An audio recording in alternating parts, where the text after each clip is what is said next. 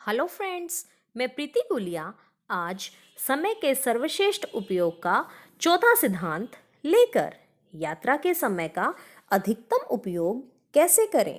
My dear friends, सफल व्यक्ति ऐसे काम करने की आदत डाल लेता है जिन्हें असफल लोग नहीं करना चाहते। हालांकि सफल व्यक्तियों को भी वे काम अच्छे नहीं लगते हैं, लेकिन उद्देश्य को याद रखते हुए वे नापसंद कार्यों से मुंह नहीं मोड़ते।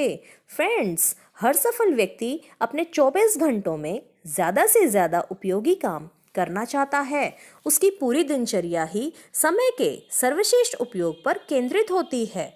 माइक मर्डॉक ने कहा भी है, आपके भविष्य का रहस्य आपकी दिनचर्या में छिपा हुआ है। यात्रा आपकी दिनचर्या का एक महत्वपूर्ण हिस्सा है। आज हर व्यक्ति बहुत सी यात्राएं करता है जिनमें उसका बहुत समय लगता है। फर्क सिर्फ इतना होता है कि जहां आम व्यक्ति यात्रा के समय में हाथ पर हाथ रखकर बैठता है, वहीं सफल व्यक्ति अपने बहुमूल्य समय का अधिकतम उपयोग करता है। इसीलिए फ्रेंड्स, समय के सर्वश्रेष्ठ उपयोग का चौथा सिद्धांत है, यात्रा के समय का अधिकतम उपयोग करें। जैसा कि महात्मा गांधी यात्रा करते समय नींद लेते थे ताकि वे तरोताज़ा हो सकें। नेपोलियन जब सेना के साथ युद्ध करने जाते थे तो रास्ते में पत्र लिखकर अपने समय का सदुपयोग करते थे। एडिसन अपने समय की बर्बादी को लेकर इतने सचेत थे कि किशोरावस्था में जब वे रेल में यात्रा करते थे तो अपने प्रयोगों में जुटे रहते थे। और तो और माइक्रोसॉफ्ट के संस्थापक बिल गेट्स यात्रा के दौरान मोबाइल पर जरूरी बातें करके इस सिद्धांत पर अमल करते थे। समय को लेकर सभी सफल लोग सतर्क रहते हैं क्योंकि वे जानते हैं कि समय बड़ा बलवान होता है और इसके सदुपयोग से ही सफलता संभव है। फ्रेंड्स, आप और हम भी अपनी यात्रा के समय का लाभ उठा सकते हैं।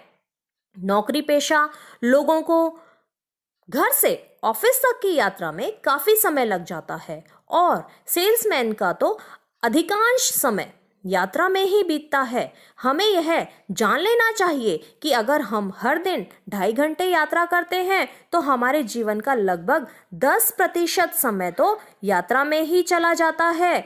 इस समय में कोई मूल्यवान कार्य करके आप इसका सार्थक उपयोग कर सकते हैं।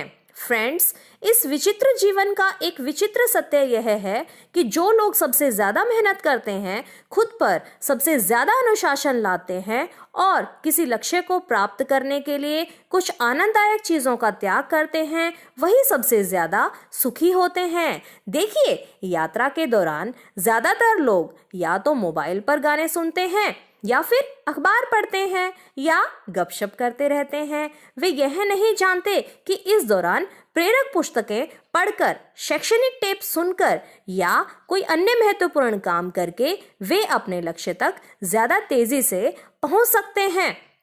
इंतजार करना किसी को अच्छा नहीं लगता फ्रेंड्स, परंतु कई बार हमें मजबूरन किसी व्यक्ति या बस ट्रेन का इंतजार करना पड़ता है। इसीलिए हमारे पास ऐसे छुटमुट कामों की सूची होनी चाहिए जिन्हें हम इंतजार करते समय निपटा सकें। यदि हमारे पास कोई छुटमुट काम तैयार रहते हैं तो हमें इंतजार में कष्ट भी नहीं होगा और हमारा काम भी हो जाएगा। जैसा कि मशहूर ब्रिटिश एस्ट्रोफिजिस्ट हेम्ब्रेन बांडी को इतनी यात्राएं करनी पड़ती थी कि वे यात्राओं के दौरान अपने ऑफिस का काम निपटा लेते थे। एक बार तो जब एक यूरोपीय हवाई अड्डे पर उनकी हवाई उड़ान में विलंब हुआ तो उन्होंने उस समय का सदुपयोग करते हुए एक रिसर्च पेपर लिख डाला। इसे कहते हैं यात्रा के समय का सदुपयोग। जब आपके मन में किसी काम को करने की प्रबल इच्छा होती है तो समय निकल ही आता है। फ्रेंड्स, यदि आप समय का मूल्य नहीं जानते हैं तो आपका जन्म शोहरत के लिए नहीं हुआ है। हर दिन समय जो छोटे छोटे अंतराल देता है उनमें बहुत कुछ किया जा सकता है जिन्हें अधिकांश लोग बर्बाद कर देते हैं। तो माय डियर फ्रेंड्स, समय का ध्यान रखेंगे तो समय भी आपका ध्यान रखेगा। आप सभी का बहुत बहुत धन्यवाद।